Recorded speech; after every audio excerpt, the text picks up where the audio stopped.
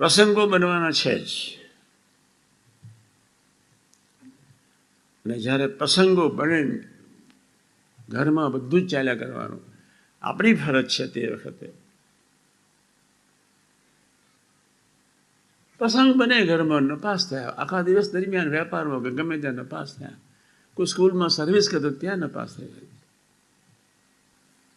વર્ષો પહેલા બે વાત કરતો હતો, શિક્ષાપત્રી અને સંપ્રદાન જીવન.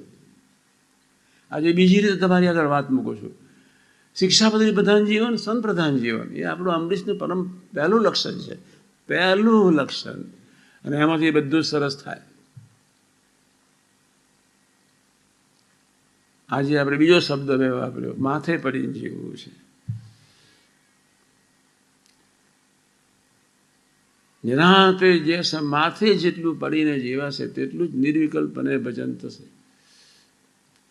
અને સંકલ્પ કરવો છે કોઈ પણ ભોગે નિર્વિકલ્પને 30 મિનિટ દરરોજ ભજન કરવું છે. ન થાય તો રાત્રે ફરી સ્વાધ્યાય ભજન કરીને સૂઈને બીજે દિવસે તૈયાર થઈને સવારના પ્રમાણે રાતનો સમય ભજન સ્વાધ્યાયનો કરજો. ભજન સ્વાધ્યાય, ભજન સ્વાધ્યાય.